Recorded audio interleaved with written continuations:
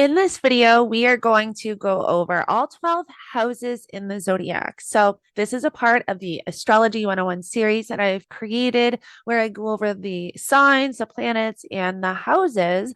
So, let's get right into it.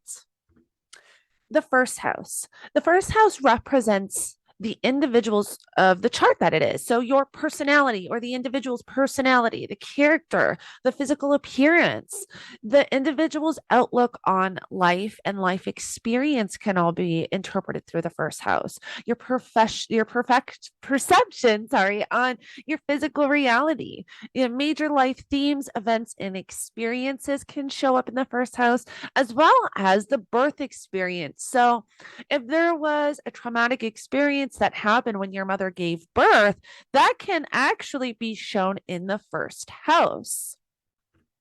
The second house. The second house represents your personal finances or your attitude towards money, your material possessions, your livelihood, your savings, and personal values. So the second house really shows, it can show how you make money, and your money situation and material possessions and what you will accumulate throughout life. The third house represents your local community, your neighbors, local travel vehicles, siblings, cousins, and extended family, as well as your early education and early childhood experience with school. If you had struggles through school when you were younger or any type of learning disabilities, that can show up in the third house. The third house also represents communication, learning, and that type of stuff. And the fourth house represents your home, your family, your parents, your property. The fourth house can also represent roots and ancestors, as well as your expression of home life. So, what your home life is, even as a child, as well as your adult life. And the fourth house can also show your retirement experience. So, what will happen after you retire. In the fifth house. The fifth house represents your creativity, your hobbies, your interests, everything you truly love and enjoy in life, what you're into. The fifth house also represents children, sex and passion, play, pleasure, and romance. So, a lot of times there can be a connection with the fifth house when it comes to your marriage partner or what type of marriage partner you love, what type of romance experiences you have in life. And the sixth house. The sixth house represents your daily routine, your daily habits, rituals, work, health, employees. So if you own a business, your sixth house can represent what type of employees you may have, as well as pets. So the sixth house, if you have like a sixth house activation, sometimes you can get a pet or something along those lines. And the seventh house. The seventh house represents relationships, business partnerships, your marriage partner, negotiations, contracts and agreements, and open enemies. So, when you are getting a reading or wanting to look at your own chart for relationships or marriage partnership, you would look at your seventh house. And the eighth house.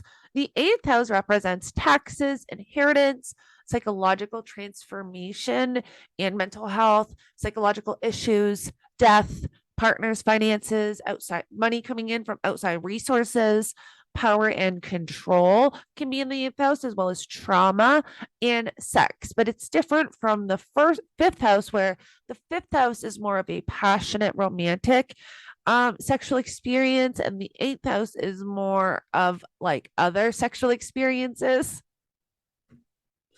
In the ninth house, the ninth house represents long distance travel, higher education, philosophy, religion, personal beliefs and values, and foreign cultures.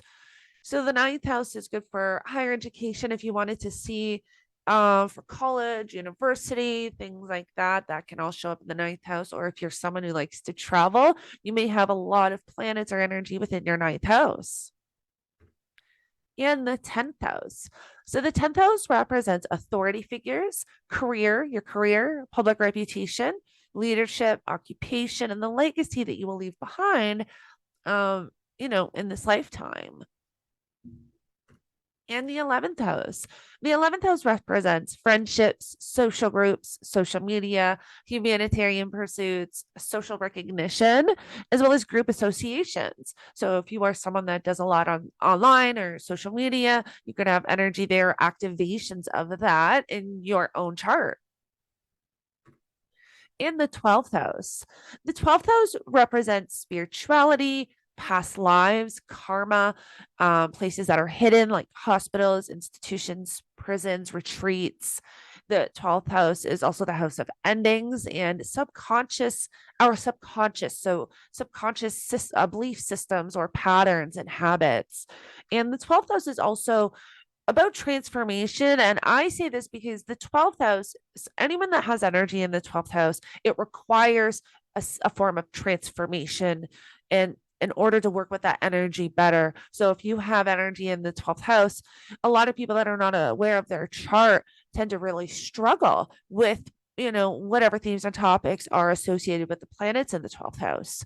Where if you're aware of your chart and the energy that you have in the 12th house, you can actually transform that, work with it a lot better and easier, and it becomes a lot more easier to work with, where you are able to it's a very interesting topic, to be honest. I have a lot of 12th house energy, which is why I really like to talk about the 12th house, but the 12th house is definitely transformational. And so that is the ending of this presentation on the houses. I hope you all enjoy. And if you haven't checked out the signs or the planets yet, make sure you check those out. Thank you so much for joining me.